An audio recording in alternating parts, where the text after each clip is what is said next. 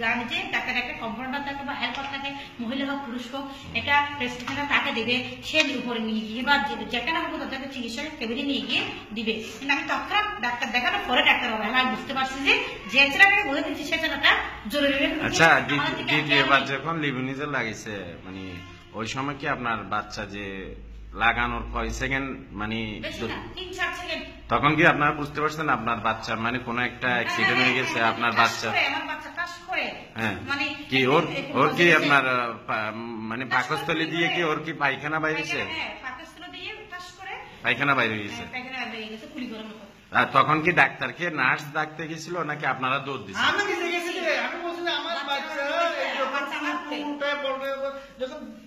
পায়খানা করে দিয়েছে আমার সাথে, তখন আমার বাচ্চা দিয়ে করলো ওদিকে হয়েছে, ওদিকে আমার মনে হয় আমার বাচ্চা নাই। এইরকম আমি নিজে দূর দিয়ে নিচে গিয়ে ডাক্তার ডেকে নিয়ে আসছি। ডাক্তার নিয়ে দেখে আসে, দেখে এনে উপরে আসে, উনি 2-3 মিনিট দেখে বলছে আপনি তারপরে ইমার্জেন্সি সিটা নিয়ে যাবেন।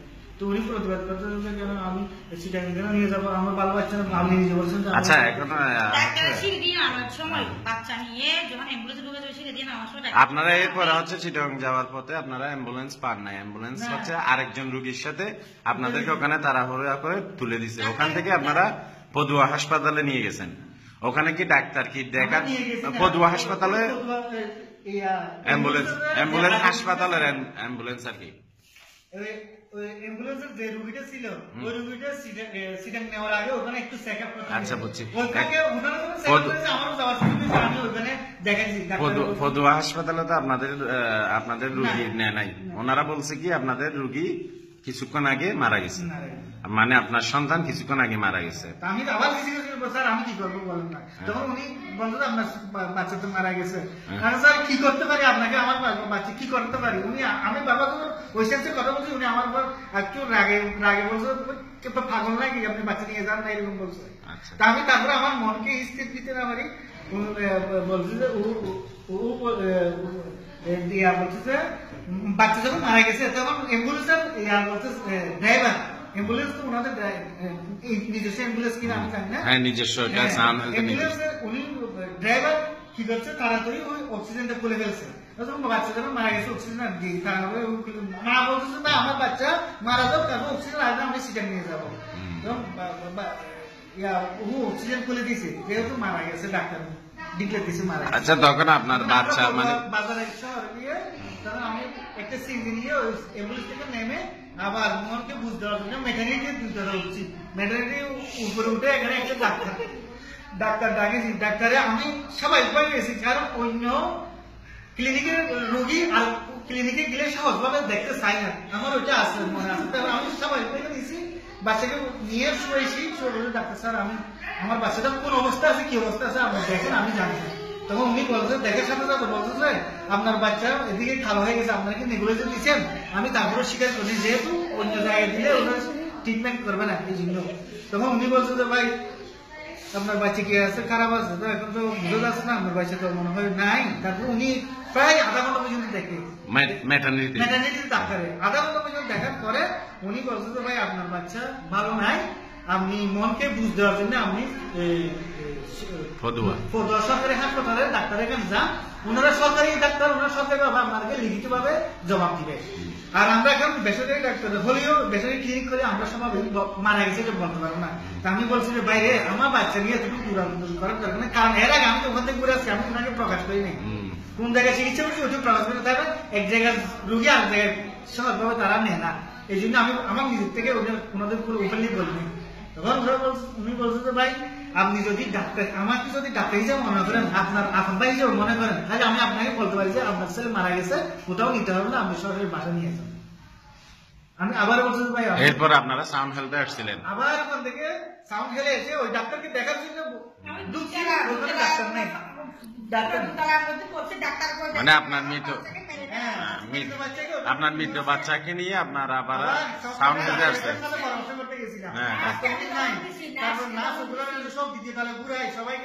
ডাক্তার কি ছিল তখন? তাহিয়াত ডাক্তার ডাক্তার সারা উনি নাই।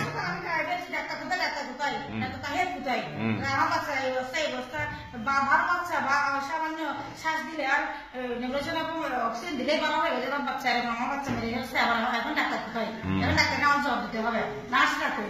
নার্সরা ছিল এখন তো আপনাদের বাচ্চারা আপনাদের বাচ্চা তো এখন চলে গেছে, মানে একটা সুন্দর বাচ্চা। তো এখন আপনাদেরকে তো অনেকজনে বলছিল আপনাদের থানায় অভিযোগ করতে, আপনারা করেন না। আপনারা বলছেন কি থানায় অভিযোগ করলে কি হবে, কিন্তু লোহাগড়ায় এখন তো আপনাদের মতো অনেক কিছুদিন আগে অনেক বাচ্চা মারা গেছে, বিভিন্ন হাসপাতালে মারা গেছে। এখন কি আপনারা কি চান সামনে এরকম কোন মা বাবার কুল খালি হোক? কোন অবস্থাতে কোন শুধু যে কোনো জায়গায় পৃথিবীর সেখানে কোনো হসপিটালে কোনো ক্লিনিকে এ ধরনের কোনো দুর্ঘটনা না হয়, যা তো অশিক্ষিত অদক্ষ নার্স এবং বুয়া তো আয়া টায়া দিয়ে না। এখানে অনেকে বলতেছে ডাক্তারের ভুল ছিল না, কিন্তু ডাক্তারের অবহেলা ছিল, এটা কি আপনারা নিশ্চিত? আমার বাচ্চা চিকিৎসার আগে আমি ডাক্তারের অবহেলা এটা বুঝতে পারছি, কারণ আমি সবসময় ডাক্তারের সাথে যখন ইনভলভ করে ডাক্তারের অবহেলা কিরকম চিকিৎসা কেমন এটা আমার বুঝতে পারিনি। আমি মনে করি ডাক্তার তখনই একজন অবহেলা করে না, কখন যখন ডাক্তার প্রেসক্রিপশন লেখা করে হেল্পার হোক নার্স হোক নিজের রুমে ডেকে এনে প্রেসক্রিপশন বুঝে দিবে, এবং নার্সটা নার্স স্টেশনে গিয়ে একটা প্রেসক্রিপশন অনুযায়ী চিকিৎসা, তখন এটা মনে হলো যে কিন্তু একটা এরকম ছিল না। তবু আমি ভয় পাই না, আমি মনে করি ডাক্তার সচেতন না হোক, আমি তো সচেতন, আমি গার্ডিয়ান, আমি সচেতন, আপনি একজন শিক্ষক, কিন্তু ডাক্তারের প্রেসক্রিপশন তো ভুল হতে পারে না। আমার কাছে অতটুকু সিরিয়াস না যে ডাক্তারদের প্রেসক্রিপশন ভুল লিখবে, অতটুকু আমার মনে কোন রকম ভয় ছিল না, আমি সচেতন আছি। আমি হেল্পারদের হোক নার্স স্টেশনে নার্সদের হোক এটা ভালো হবে, তারা তো আমি মনে করছি ডাক্তার লিখে দিছে সমস্যা নাই, এটাই নার্সরা বুঝবে, নার্স স্টেশনে এটা সবসময় চিকিৎসা দিন এটা বুঝবে, এটা কোনো ভুল করতে পারে না। আমি নিজে তাদেরকে একজন তিনজন চারজনকে নার্স হোক হেল্পার হোক এদেরকে আমি বুঝিয়ে কাজখান ঠিকভাবে আমার বাচ্চা চিকিৎসা আমি নিজে করাবো, এটা ভাবছি। রাতের মধ্যে আমার বাচ্চার সামনে একটু যখন শ্বাস একটু বাড়া লাগছে, আমি এদিকে দূরে নেই, তবে আমি বাচ্চারা আপনারা এখন বুঝতে পারছি। আপনারা এখন মানে এইটার জন্য কি চাচ্ছেন? আপনারা তো থানায় অভিযোগ আপনারা করবেন না বলছেন, কিন্তু যদি এরকমও হয় এটার কারণে যদি কোনো আরেকটা সন্তান, আপনাদের তো ভবিষ্যৎ আরো আছে, ওই সময় যদি আপনার আবারও সন্তানের কোনো সমস্যা হয়, অথবা আপনার বোনের হয়, অথবা আপনার আমরা যখন এ ধরনের প্রিপারেশন দিব না, জনগণকে জানবে না, মানে আপনারা দেখেন প্রতি মাসে লোহাগড়ায় সচেতন হবে না, যেহেতু তাদের খুব রুগীর প্রয়োজন, সেবার প্রয়োজন না, ওরা চাই তো রুগীর পরবর্তী প্রেসক্রিপশন লিখে করে রুগী কোন অবস্থা গিয়ে কাছে গিয়ে এখন আপনারা হচ্ছে ওই যে মানে লোহাগড়াবাসী আপনাদের হ্যাঁ সব জায়গায় হ্যাঁ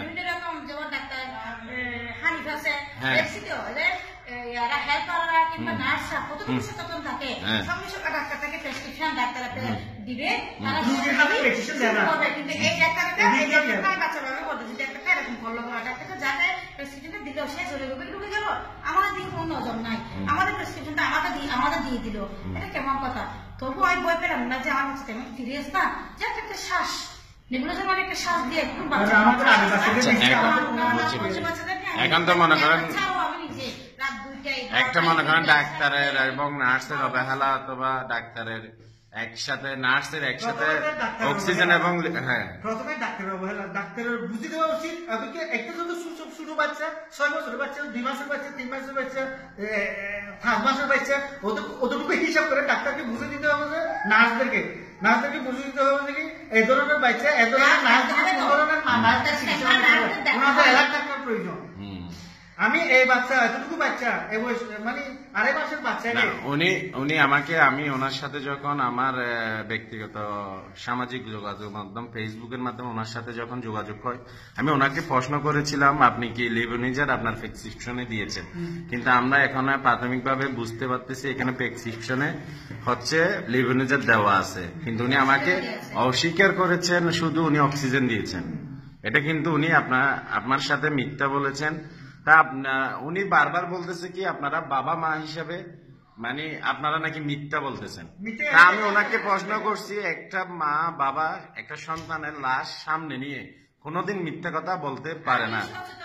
আমি ডাক্তারের একটু অবহেলা দেখলো, ডাক্তার প্রেসক্রিপশন বাচ্চা দেখার সময় ডাক্তার খুব ভালো দেখছে, সেটা আমি ধন্যবাদ জানাচ্ছি। ডাক্তার কোনো সমস্যা নেই, ডাক্তারকে আমার ভালো লাগছে, ডাক্তারের চিকিৎসা ভালো লাগছে, কিন্তু ডাক্তার যখন ডাক্তার কি আপনার যে না আর উঠে নাই উনি কি নার্সকে ডাকছিল নাকি আপনারা? একটা ছেলেকে ডাকছে, হুম। এই ছেলেটা কি এখানে কি আমি জানি না, হুম। একটা ছেলেকে ডাকছে, সে ছেলেটা বুঝে নিচ্ছে ডাক্তার বুঝে দিচ্ছে ছেলেটাকে, হ্যাঁ। ছেলেটা কিন্তু জোরে জোরে ঢুকে গেছে আমাদের প্রেসক্রিপশন আপনাদের দিয়ে চলে গেছে। আপনারা আমার মনে প্রশ্ন আসলো যে ডাক্তার তো ছেলেটাকে প্রেসক্রিপশন বুঝিয়ে দিল, সে ছেলেটা আমাদেরকে প্রেসক্রিপশন দিয়ে দিল, সেটা তো তার উচিত যে তার সঙ্গে সঙ্গে আমাদেরকে নিয়ে গিয়ে একসাথে মানে বুঝিয়ে দেওয়া। সে ছেলেটা জোরে জোরে ঢুকে গেল, বাচ্চার বাবাকে প্রেসক্রিপশন দিয়ে দিল। আমি জানিও না, আমি বললাম কি প্রেসক্রিপশন। আচ্ছা, এখন হচ্ছে আপনারা কি মানে মা বাবা হিসেবে আপনার সন্তান চলে গেছে ওইটা আর পাবেন না? আপনার সন্তান যেটা কোন অবস্থায় পাবেন না, শুধু সামান্য একজন ডাক্তার এবং নার্সের অবহেলার কারণে। আমার বাচ্চাটা যখন একটা পাউডার সিরাপ খেতে হয় নাই, ডাক্তার দেয় নাই যে আমি 25 দিনের ডাক্তার তাদের সাথে বললাম যে স্যার একটা পাউডার সিরাপ দেন না। স্যার পাউডার সিরাপের কোনো প্রয়োজন নেই, একটা লাইটার সিরাপ দিলাম, একটু কাশি লাগলে এটা হবে, আর একটা বমির একটা অমিডন দিলাম ড্রপ, আর একটা ফ্লাকুল পায়খানাটা ঠিক থাকার জন্য একটা ওষুধ দিলাম। আপনারা এখন জন্মের থেকে একটা পাউডার সিরাপ খাওয়াতে হয় নাই। আপনারা এখন মানে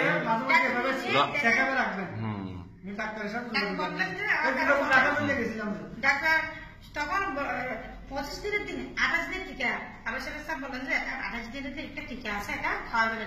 আসলে এটা আমি জানি, এটা হাসপাতাল থেকে রিলেটিভের সময় আমাকে বলা হয়েছে। আমি নিচে নাই আবার টিকাটা কিনে নিলাম, তখন দেখলাম যে KM1 আছে প্রেসক্রিপশনে। আমি কিনে ওষুধটা দেখলাম যে KM শুধু 1 জানি। আমি আবার আমার সিজার অবস্থায় 25 দিনের বাচ্চা আমি করে নিই, আবার দুতলায় উঠে পাবের সাথে স্যার আমি আবার গেলাম, আর স্যার বললাম স্যার আমি তো ওখানে তো KM1 এটা KM, স্যার দেখেন তো স্যার আপনি এই জিনিসটা ঠিক আছে কিনা, ওষুধটা খাওয়াতে পারবেন না টিকাটা।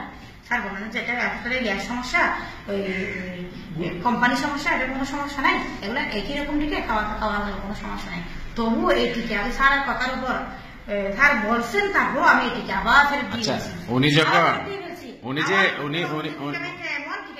উনি কি আপনাদেরকে রেফার করছে, কি মুখে বলছে নাকি লিখিত রেফার করছেন? এখানে তো ভ্যাকসিনেশনে কি পরে মানে আপনার বাচ্চা যখন মারা গেছে উনি তো বুঝতে পারছে বাচ্চা মানে আপনার মনে মনে কি আপনাদের মা বাবার মনে কি জানা হয়েছে মানে আপনার বাচ্চা